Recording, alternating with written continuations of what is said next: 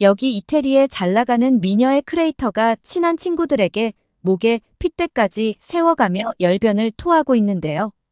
그 모습을 보던 한 중년 남성이 한국과 중국을 언급하며 이태리 미녀들을 당황하게 만들고 맙니다.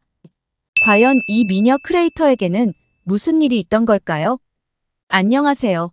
저는 이태리에서 전시회 크리에이터로 근무하고 있는 아밀레 알레나라고 합니다.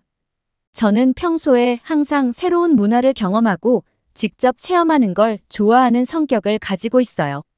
그래서 어떤 기회라도 우연하게 제 시선을 사로잡는 뭔가를 보게 되면 그걸 직접 보고 체험해보고 싶어서 혼자서 해외를 자주 다니는 편인데, 해외여행을 하면서도 단지 보기만 하고 추억 쌓는 정도로만 끝내는 게 아니라 여행 간 다른 나라의 생활 문화와 다른 언어들, 그리고 다른 생각을 가진 해당 국가 사람들을 만나 대화도 하고 교류하는 걸 즐기는 활동적인 성격을 가지고 있어요. 그래서 제 휴대폰에는 해외 각국의 외국인 친구들이 상당히 많이 있죠. 하지만 세계에 많은 친구들을 등록해두고 있지만 이 나라 사람들만큼은 절대 친구로 등록하고 있지 않는데요. 그 나라가 어디냐면 바로 중국입니다. 4개월 전에 저는 중국의 명물이라고 불리는 팬더를 보기 위해서 갔던 적이 있는데요. 목적이 있어 가는 거지만 여행을 가는 그 나라의 사람들과 친분도 쌓는 걸 좋아해서 당연히 홈스테이 숙소를 찾아 현지 중국 사람들과 함께 머물 수 있는 곳으로 갔었는데, 이런 제 생각으로 인해 겪지 말아야 할 일들을 체험하게 되는 어리석은 일들을 자초하고 말게 되었어요. 제가 태어나서 정말 많은 해외 각국을 다니면서 다양한 여러 나라 사람들을 만나봤지만 왜 중국인들이 해외 여러 국가들에게 미움을 받는 건지 정말 온몸으로 느끼고 올 수 있었어요. 여행을 마치고 이태리로 돌아와서도 정말 생지옥 같았던 중국에서의 믿지 못할 경험을 친구들에게 열변을 토하며 절대 중국은 가지 말라고 이야기했더니, 제 친구가 그 말을 듣고 있더니 이런 건 우리끼리 알고 있을 게 아니라 많은 사람들이 보고 깨우칠 수 있게 사연으로 써보자면서 연필을 가져다 주더라고요. 제가 중국에 갔을 때 가장 처음으로 겪었던 황당했던 일은 숙소에 갔다가 중국인 2명과 한국인 1명, 그리고 저까지 이렇게 4명이 한 방을 썼었거든요. 10평이 채 안 되는 작은 방이었는데 방 안에는 2층 침대가 2개 있었어요. 하지만 저는 높은 곳에서 자면 붕 뜬 느낌이 들어서 저는 낮은 곳에서 잠을 자는 걸 좋아하거든요. 제가 홈스테이를 하기 위해 갔을 때 이미 2층 침대 아래쪽은 중국인들이 차지하고 있었어요.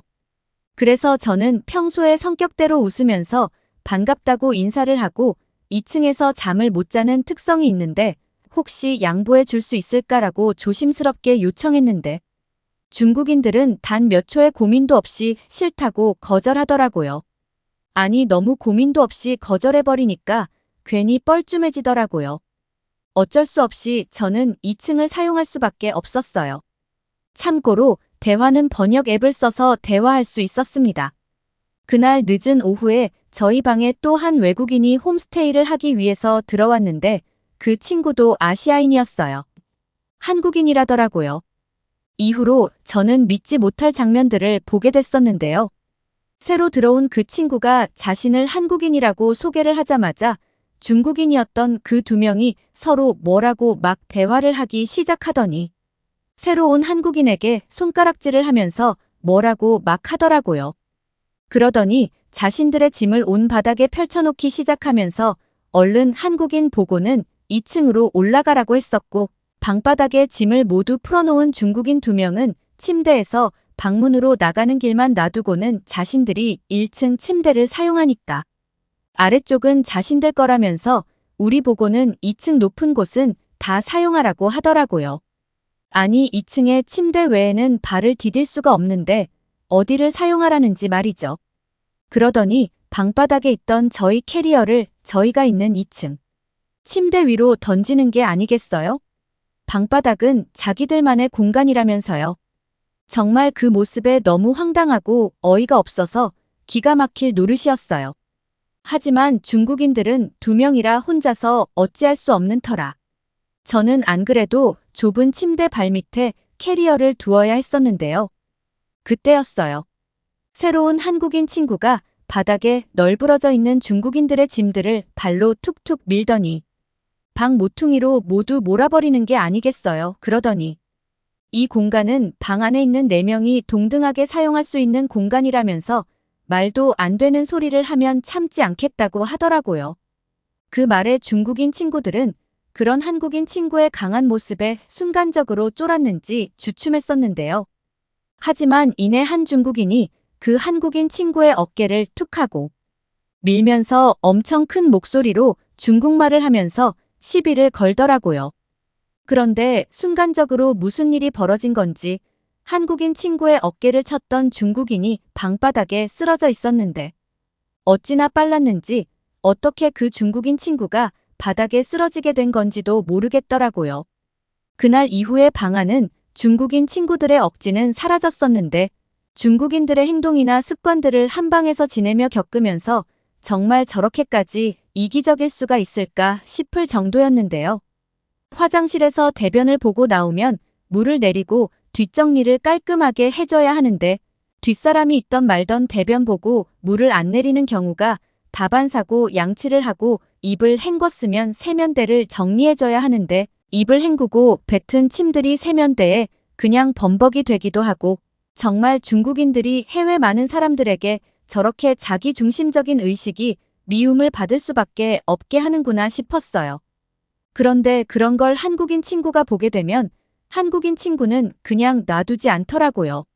중국인 친구들에게 다가가서 용변을 보고 물을 내리고 뒷정리는 반드시 해야 하는 거라면서 훈계를 하고 세면대도 썼으면 물론 주변 정리를 하는 게 기본이라면서 따끔하게 혼내줬었는데 그 한국인 친구가 없었다면 저는 정말 그 공간에서 단 하루도 버티지 못하고 그냥 나오지 않았을까 싶어요. 좀 알아보니 중국인들은 이 자기중심적인 사고방식이 그냥 중국인들의 국민성으로 봐야 한다고 하더라고요. 천하의 중심을 의미한다고 하는 중국은 지리상의 중심점이 아니라 정신적인 중심으로 생각하고 있고 쉽게 말하면 중국이 세계의 중심이고 문화의 중심이라는 강한 망상 같은 게 있다고 하더라고요. 이 정신적인 중심의식으로 나온 것이 바로 중화문명 지상주의라고 하더라고요. 한 번은 이런 적도 있었어요.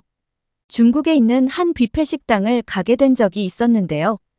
사람이 어찌나 많은지 식당에 들어가서 음식을 먹으려고 접시를 들고 나갔는데 정말 입맛을 뚝 떨어지게 하는 중국의 뷔페 식당의 모습에 충격받을 수밖에 없었어요. 보통 뷔페라고 하면 사람들이 접시를 들고 줄을 서서 본인이 먹을 만큼 음식을 집게로 들어 조금씩 담아가는 게 일반적인 모습이잖아요.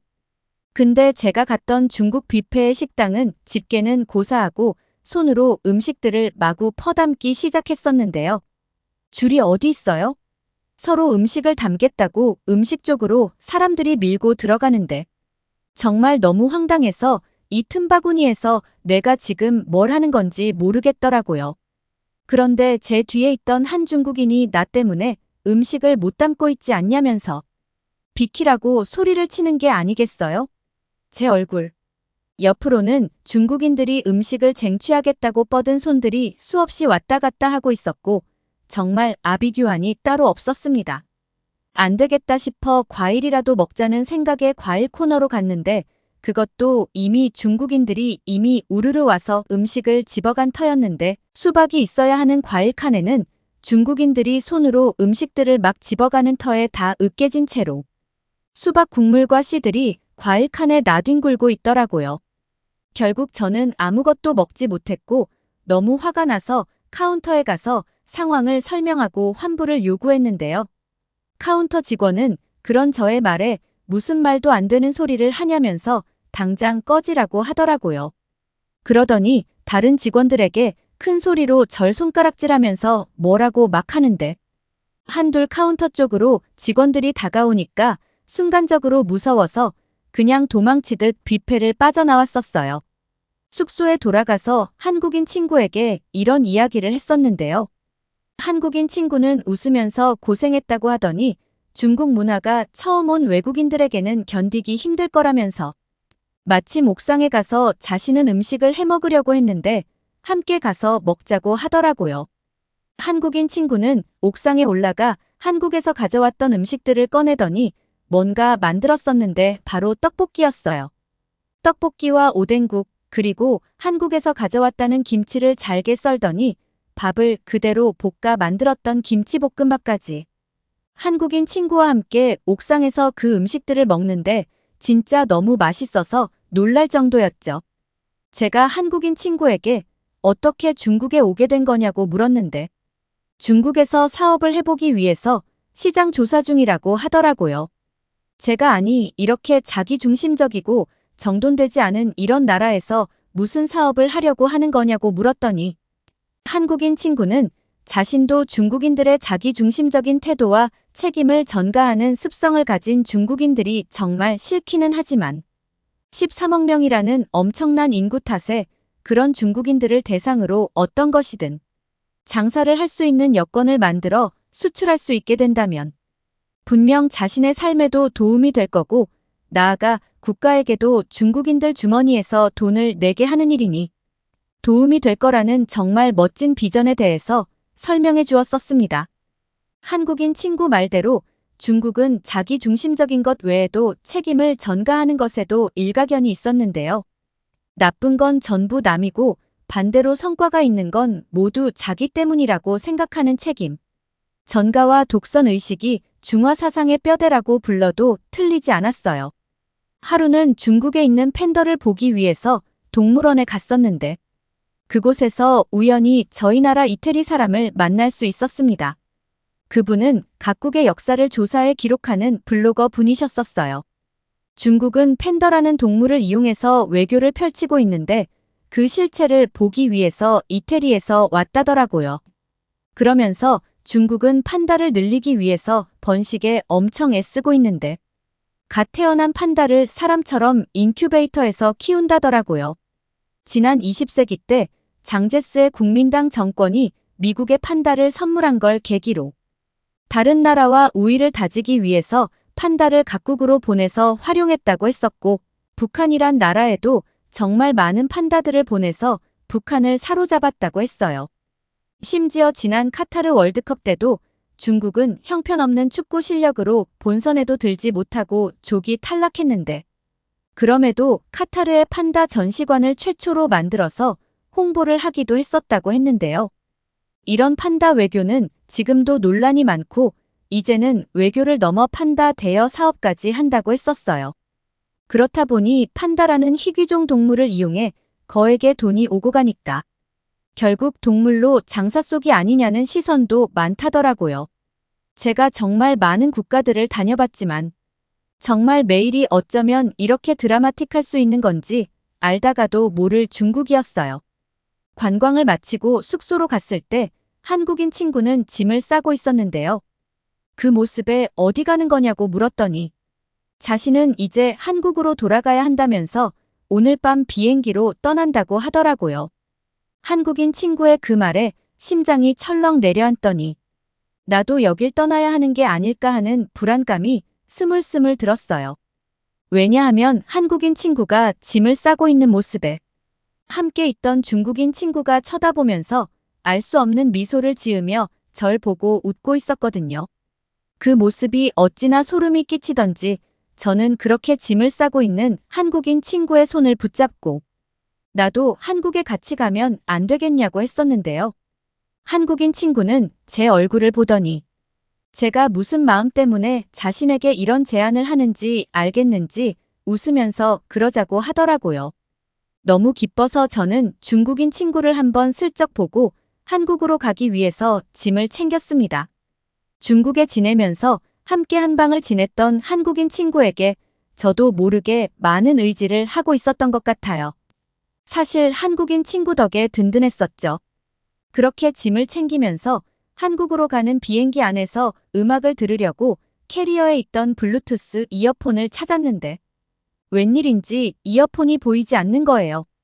분명 캐리어에서 꺼낸 적이 없는데 아무리 찾아도 보이지 않아서 한국인 친구에게 혹시 내 에어팟을 본 적 있냐고 물어봤었는데요. 한국인 친구는 자신은 남의 것에 관심이 없기도 하고 그래서 에어팟을 본 적이 없다고 말하더라고요. 중국인 친구를 슬쩍 보니까 자신도 본 적 없다는 액션을 취하고 있었고요. 그때 외출을 나갔던 또 다른 중국인 친구가 방 안으로 들어왔는데 아니 글쎄 귀에 제 이어폰을 꼽고 있는 게 아니겠어요. 그래서 제가 그거 혹시 내 것이 아니냐고 물었더니 무슨 소리냐면서 자기 거라고 말하더라고요. 그러면서 자신의 이름이 이어폰 케이스에 적혀 있다고 보여줬었는데 볼펜으로 케이스에 긁어서 적혀 있는 중국 이름을 볼 수 있었어요.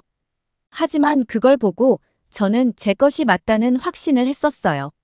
중국인 친구 이름이 적혔는데 어떻게 그게 내 것이라고 확신했냐고요.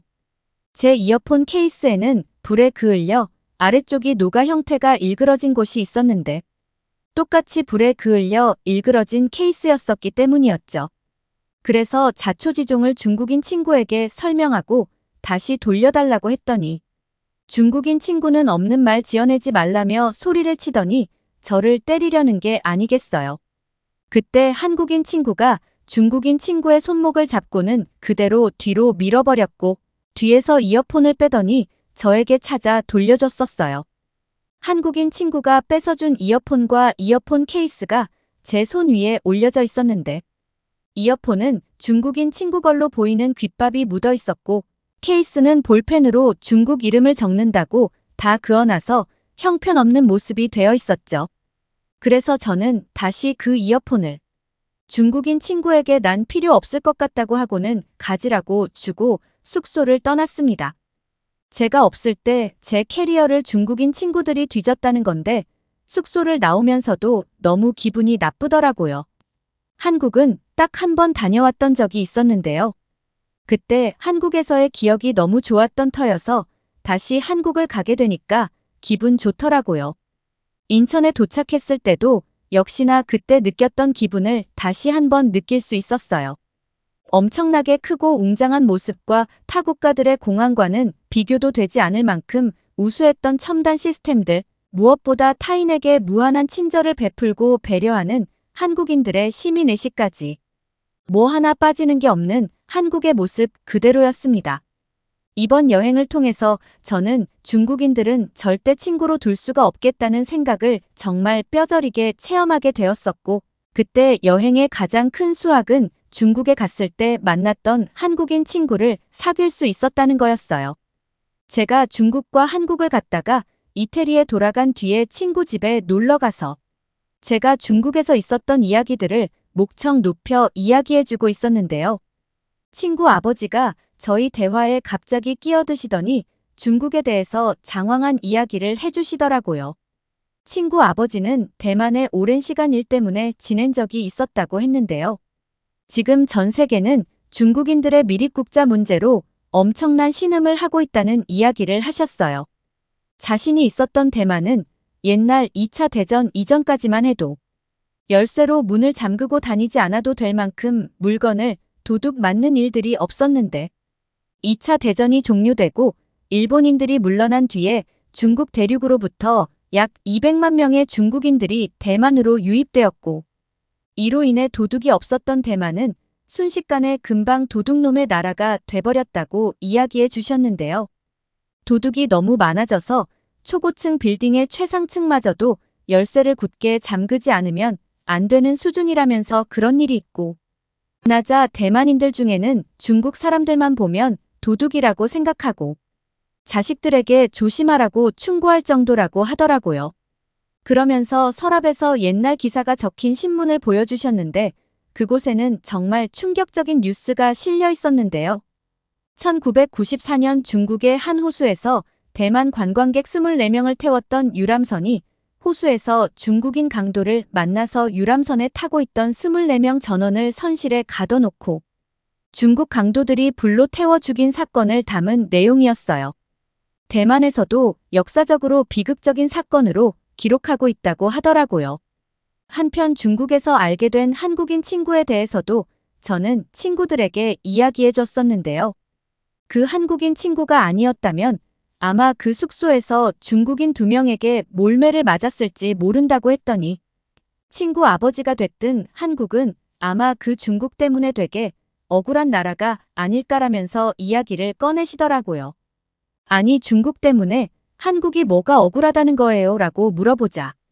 친구 아버지는 아시아 국가에서 공기가 가장 대기질이 좋지 않은 나라가 OECD 국가 중에서 한국이 2위에 오를 정도로 나쁘다고 말하더라고요. 아마 중국의 미세먼지가 수시로 아래로 흐르면서 한국의 대기질이 늘 나빠지고 있는데 이로 인해서 한국인들이 나쁜 공기 속에서 살아야 하니까 억울할 수 있을 거라던 거였어요. 한국을 막상 가보면 한국이라는 나라 자체와 국민들의 사고방식이 성숙한 선진 의식들을 모두 가지고 있는 국가여서 그 나라 자체로만 보면 정말 훌륭한 국가인데 한국은 중국부터 지금 휴전 중인 북한과의 관계 그리고 일본에게 식민 지배를 당했던 비극적 역사 등등 타 나라들로부터의 부정한 일들을 많이 겪으니 한국은 억울한 나라이지 않겠냐면서 그러면서도 지금 국제사회에서 한국 콘텐츠와 문화가 엄청난 이슈를 끌어내는 걸 보면 정말 작지만 강한 나라가 아닌가라는 생각이 들어 우리 이태리도 한국의 저런 모습들은 본받았으면 좋겠다고 이야기하더라고요. 중국인들은 친구로 둬서는 안 되겠다는 생각을 저만 가진 게 아니구나라는 생각을 갖게 되는 일도 있었는데요. 원래 해외 각국을 여행 다니는 걸 좋아하다 보니까 관련한 내용들을 많이 찾아보는 편인데 며칠 전에 이런 뉴스를 보게 되었기 때문인데요. 중국이 제로 코로나에서 벗어나 중국을 여행 오라며 각종 광고와 홍보를 만들어 배포하면서 국경을 열었는데 관광객 수는 코로나 팬데믹 이전에 30% 수준도 안 되고 있다는 뉴스였는데요. 세계 각국의 전문가들은 지정학적 갈등 속에서 세계 국제사회에서 중국의 이미지가 나빠지고 국가 대 국가의 비즈니스 신뢰도도 떨어져 있는 상태이기 때문이라는 이유와 또 더 황당한 중국의 정책 때문인데 간첩 행위의 범위를 모호하게 정의했던 중국의 방첩법이 시행되면서 중국을 찾았던 여행객들이 중국의 자의적법 집행으로 출국 금지를 당하거나 부당한 구금을 당하는 경우가 발생하고 있기 때문이라고 했었어요. 중국을 여행 오라고 문을 열었지만 국제사회는 그런 중국을 향해 안 간다며 다들 소리 높이고 있는 상태라고 하더라고요. 저는 다음 달에 제 큐레이터 친구 2명과 함께 한국으로 여행을 떠나기로 계획되어 있는데요. 그때 중국에서 만났던 친구가 커피 전문점을 오픈했는데 구호는 겸해서 여행을 오라고 했었거든요. 당연히 한국에서의 좋은 기억이 많아서 알겠다고 하고 여행을 계획하고 있었는데 한국을 한 번도 가보지 않았던 제 친구들이 자신들도 함께 가자고 하길래 한국이라면 제 친구들에게도 좋은 경험을 할 수 있게 해줄 수 있지 않을까 해서 알겠다고 하고 저희 3명은 다음 달 한국으로 여행을 떠납니다. 한국에 여행하고 돌아와 사연을 적어 보낼게요. 제 친구들이 한국의 엄청난 선진 문화를 접하고 놀랄 걸 생각하니 제 스스로도 너무 궁금하고 재미있을 것 같아서 말이죠.